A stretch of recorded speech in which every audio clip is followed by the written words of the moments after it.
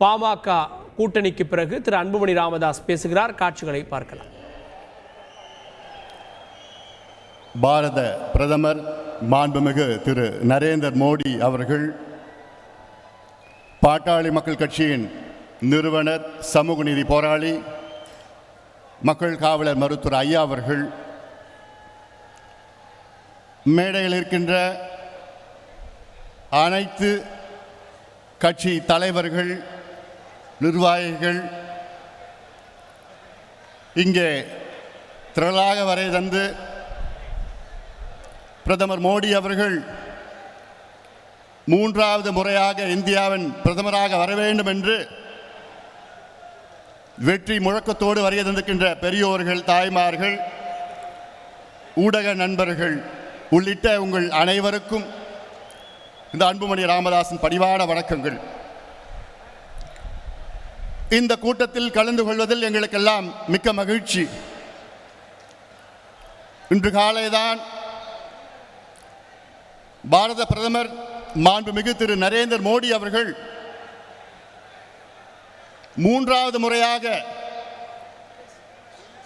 இந்தியாவின் பிரதமராக வெற்றி பெற வேண்டும் என்ற நோக்கத்தில்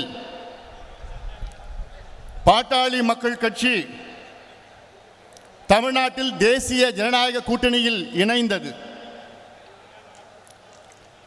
கடந்த 10 ஆண்டு காலமாக டெல்லியிலே பாட்டாளி மக்கள் கட்சி தேசிய ஜனநாயக கூட்டணியின் அங்கமாக இருந்து வருகிறது. நாட்டின் நலன் கருதி நாங்கள் இந்த முடிவை எடுத்திருக்கின்றோம். தமிழ்நாட்டின் நலன் கருதி நாங்கள் இந்த முடிவை எடுத்திருக்கின்றோம்.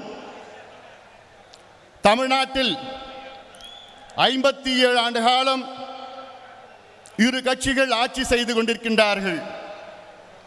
நமக்கெல்லாம் மாற்றம் வர வேண்டும், மக்களுக்கு ஒரு மாற்றம் வர வேண்டும் என மிகப்பெரிய ஏக்கத்தில் இருக்கின்றார்கள்.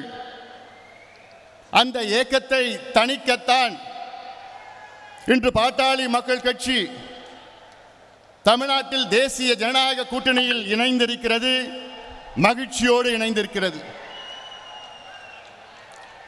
இந்த நேரத்திலே 2 செய்திகளை சொல்ல கடமைப்பட்டிருக்கின்றேன். ஒன்று, கடந்த 25 ஆண்டு காலம் டெல்லிக்கு சென்று வருபவன் நான். டெல்லியில் உள்ள அரசியல் சமூக நிலவரம் நன்கு அறிந்தவன் நான்.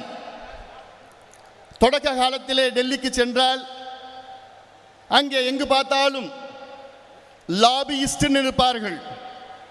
டெல்லியில் உள்ள மக்கள் தொகை அந்த காலம் என்றால் மோடிக்கு முன்காலம் 90 விழுக்காடு லாபியிஸ்ட், 10 விழுக்காடு அரசியல்வாதிகள். டெல்லியில் உள்ள மக்கள் தொகை 90% லாபியிஸ்ட், 10% பாலிட்டிஷியன்ஸ்.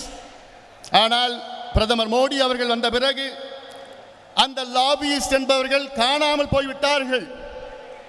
இங்கு எங்கு சென்றாலும் டெல்லியிலே யாரையும் நீங்கள் பார்க்க முடியாது.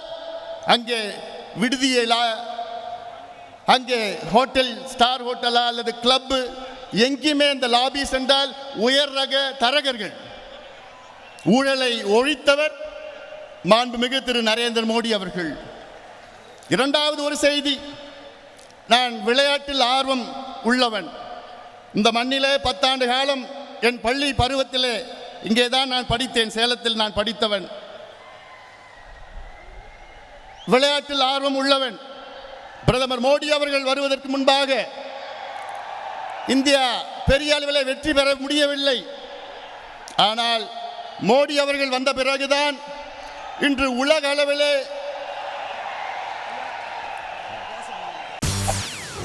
செய்திகளை உடனுக்குடன் தெரிந்து கொள்ள உடனே சப்ஸ்கிரைப் பண்ணுங்க.